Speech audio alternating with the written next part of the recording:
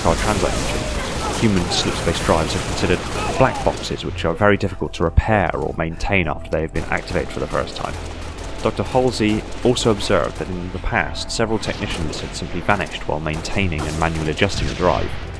However, such adjustments were still often necessary by the late 25th century, as the superconducting magnets that align the drive's acceleration coils tended to drift out of phase, and the electronic systems designed to control them often malfunctioned in proximity to the drive core due to exposure, the warped laws of physics around the device.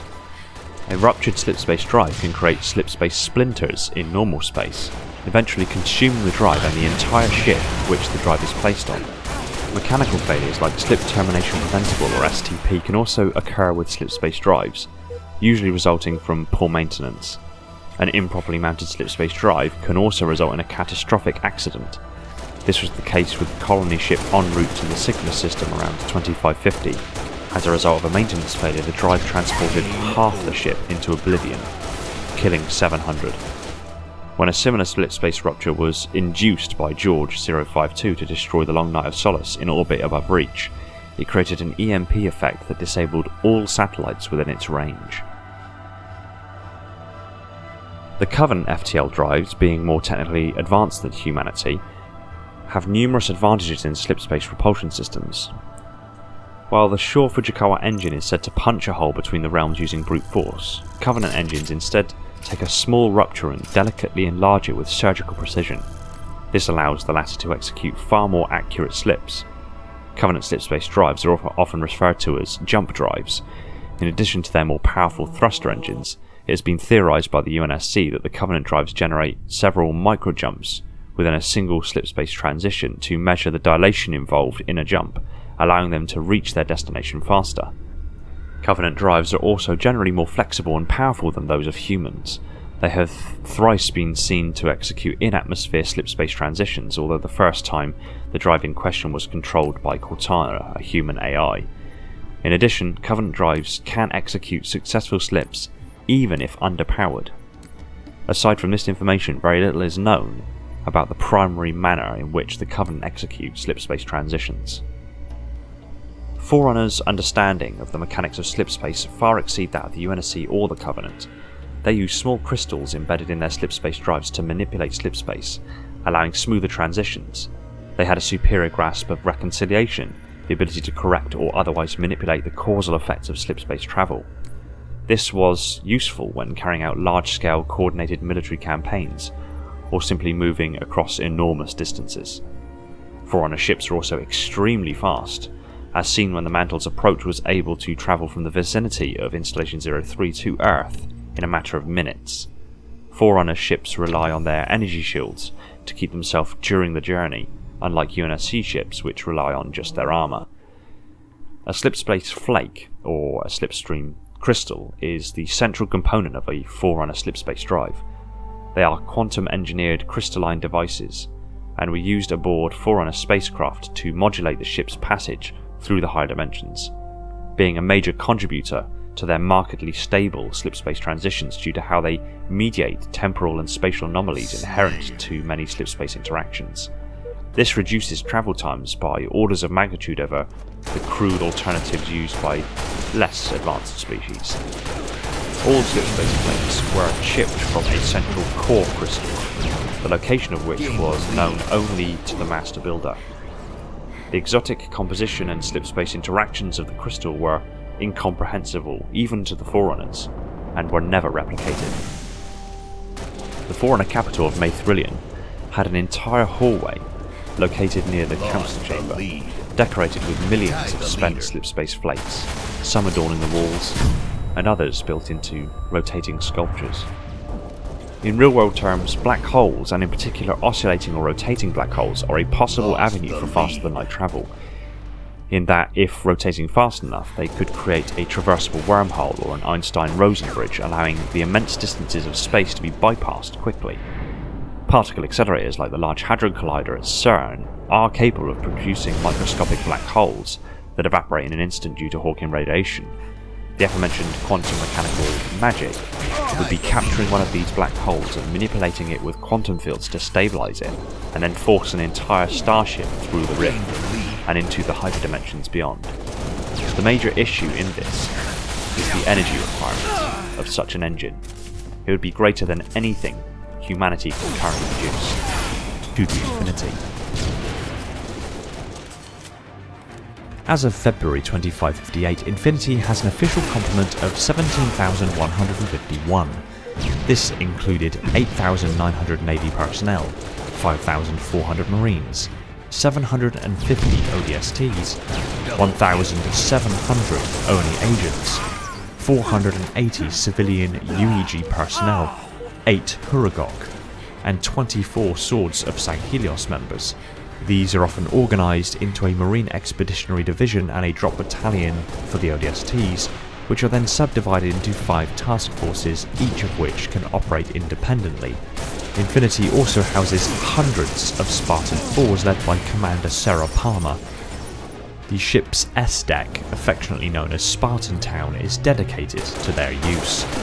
Additionally, 800 of Army and 200 Air Force assets were assigned to the ship during her second tour on Requiem. The Infinity is almost completely self-sufficient, boasting facilities and comforts normally only seen on colony support ships. Single deployment is afforded by 329 R-1295 launching systems for the M9407 SOEVs and 124 B-854 jettison bays for the M8823 human entry vehicles. Emergency escape vehicles include 8,900 SKT-29 Class 8 enclosed heavy lifeboats and 12,750 RLT-85 emergency shuttle pods. Mass deployment is realised through a large number of bays located throughout the vessel.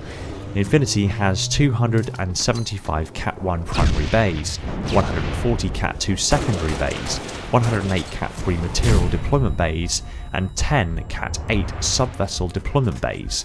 The last of these each carry a Strident class heavy frigate or an Anlace class frigate. Infinity also houses 10 M510 Mammoths, 560 M12 Warthogs, 80 M820 Scorpions, hundreds of aerial vehicles, 8 D96 TCE Albatross, 150 F41E broadswords or D79 TC Pelicans, and an unknown complement of GA TL1 longswords. Infinity is also equipped with sizable recreational areas, including a large atrium-like memorial park located under an enormous transparent dome. The park has a self-contained biosphere complete with plants and animal life, and has been said to surpass many natural parks on Earth in size.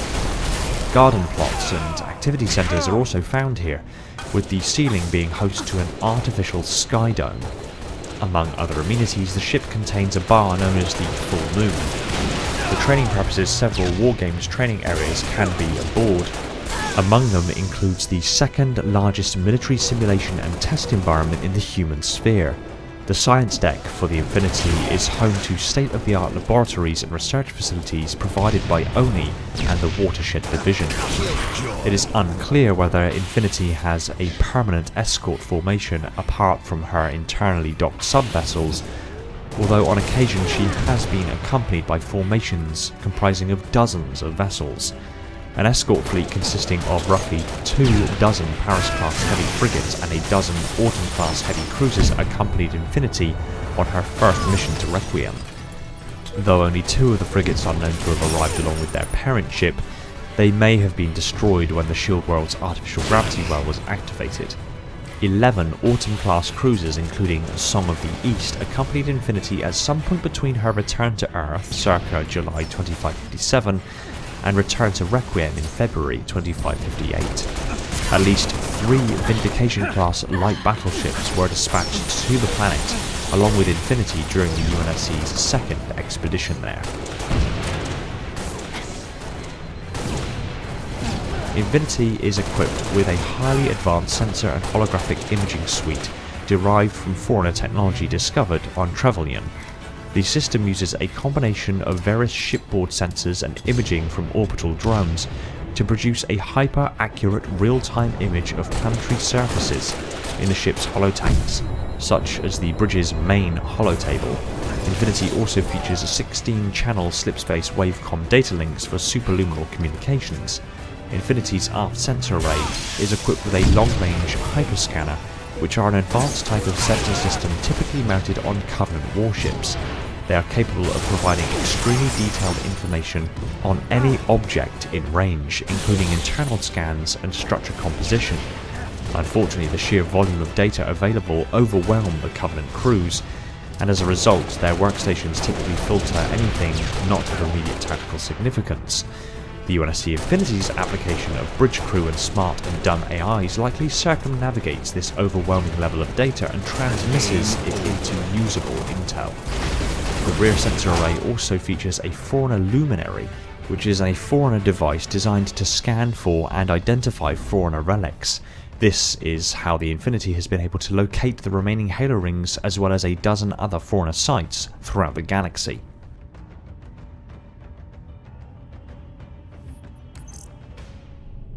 Infinity's primary armament is 4 27-meter bore CR-03 Series 8 magnetic accelerator cannons capable of firing various sub-caliber rounds, cargo packages, and autonomous kill vehicles with specialized payloads. This is already insane proportions for a gun, and to top it off, it's considered more powerful than the Orbital Defense Platform's Super Mach cannons. The ODP Super Mach fires a 3,000-ton ferric tungsten slug at 4% the speed of light, delivering a synonymous amount of energy to 52 gigatons of TNT, approximately the same as detonating 1,000 Tsar bombers, the biggest nuclear weapon ever detonated here on Earth, at the same time. The bore of the Super Mach looks a little less than 2 meters. The quoted bore from the Series 8 is 27 meters, making it around 10 times larger. On top of this, a single ultra-dense round fired from one of these Machs made a crater 7 miles across on Sanghelios. With a little more information regarding the particulars of the Series 8 Machs, that's as close as we're going to get at this time to lore-accurate information. It is worth noting that the continuous streams of energy we see the Infinity's Machs put out in-game is for cinematic effect, and doesn't represent the realities of what firing the Machs would actually look like. Gain the lead. Infinity's primary armament is 4 27-meter bore CR-03 Series 8 magnetic accelerator cannons capable of firing various sub-caliber rounds, cargo packages, and autonomous kill vehicles with specialized payloads. This is already insane proportions for a gun, and to top it off, it's considered more powerful than the Orbital Defense Platform's Super Mach cannons. The ODP Super Mach fires a 3,000-ton ferric tungsten slug at 4% the speed of light, delivering a synonymous amount of energy to 52 gigatons of TNT, approximately the same as detonating 1,000 Tsar bombers, the biggest nuclear weapon ever detonated here on Earth, at the same time. The bore of the Super Mach looks a little less than 2 meters. The quoted bore from the Series 8 is 27 meters, making it around 10 times larger. On top of this, a single ultra-dense round fired from one of these Machs made a crater 7 miles across on Sanghelios. Now, there are two ways we can find estimates on the destructive power of the Infinity Series 8 Machs, given that there isn't much information other than what I've just said about the Infinity's Machs in the lore. One way is with the exact quoted lore and extrapolating information based on what we already know of Mach platforms, and the other is based on the observational evidence. I'm going to opt to do both, and we can look at the specs of each and decide which is more likely, and if we can't decide, an average of the two. So given that the Series 8 bore diameter is 27 meters according to the lore, and on the assumption that it fires at approximately the same velocity as the Super Mach, being 4% the speed of light or 12 million meters per second, we need to roughly calculate the projectile's mass. The round fired from the Super Mach is a 3,000-ton ferric tungsten slug measuring approximately 1.5 meters in diameter, and given a 4.3 to 1 diameter to length ratio for the rounds found in the current station, 6.45 meters in length.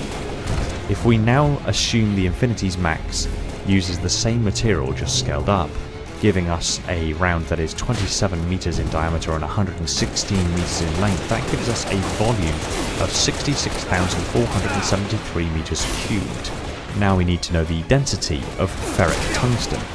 7,870 kilograms per meter cubed for iron and 19,300 kilograms per meter cubed for tungsten, giving an average of 11,430 kilograms per meters cubed, assuming an even 50-50 alloy that makes a mass of 759,786,390 kilograms, or a little over 759,000 metric tons.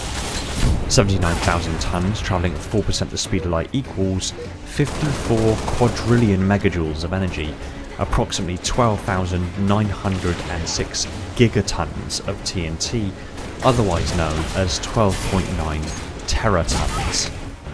This is so massive I can't even substantiate the destructive power, but it puts it somewhere in the order of 253 times more powerful than the orbital defense platform's Supermach.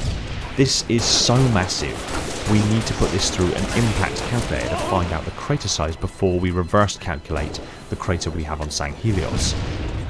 The crater was said to be 7 miles across. It's difficult to say with exact certainty because there are factors like atmospheric thickness and pressure, the type of rock at the impact site, the exact composition of the projectile in question, but using a clever little program online that calculates the impact effects of a given asteroid on Earth, we can enter in the basic information of our projectile and find out what kind of impact crater this would produce.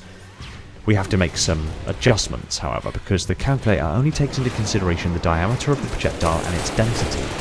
So we need to convert the assumed projectile volume or mass into an appropriate spherical analogue. A sphere with the volume of 66,473 meters cubed would have a diameter of 50.26 meters. If we put this into our impact calculator with a density of 11,430 kilograms per meters cubed and an impact velocity of 12,000 kilometers per second, and assume the Infinity fired its Mach from directly above, being 90 degrees to the impact site, that would create a crater 27.6 miles or 44.4 kilometers across. This, of course, is 4 times larger than the plain size of the crater caused by the Infinity's Mach round on St. Helios. So we can rule out the plain size of the Series 8 Machs as a viable way to predict its energy and destructive capability, and instead revert to using the observational evidence, that we can then reverse calculate and find out the type of impact that would create a crater 7 miles across. From that, we get a sphere that is 15 meters in diameter with a volume of 1,767 meters cubed, giving a mass of 20,196 metric tons, travelling at 4% the speed of light. From that, we do our calculations for kinetic energy and we get 1.4 quadrillion megajoules, or 347,959 megatons, or a quite reasonable 347 gigatons, much less than the ridiculous 12.9 teratons that we got from the previous calculation. However, there is more. We can also use the physical dimensions of the sphere, including its volume, to reverse calculate the size of the projectile in question within a tolerable margin for error. It is quoted that the Infinity Series 8 Machs fire sub-caliber rounds, so they don't have to stick to the 27 meter bore and can go significantly smaller. If we use the cylinder's volume as 1,767 meters cubed and stick as close to our 4.3 to 1 ratio between projectile diameter and length, the closest we get is a projectile that is 8.08 meters in diameter and 34.4 meters in length. So from this we can now ascertain some specifics about the Series 8 Mach cannons on the Infinity. Each of Infinity's 4 Series 8 Machs has a 27 meter bore, from which it fires sub-caliber 20,000 metric ton ferric tungsten rounds measuring 8.08 meters in diameter and 34.4 meters in length, fired at 4% the speed of light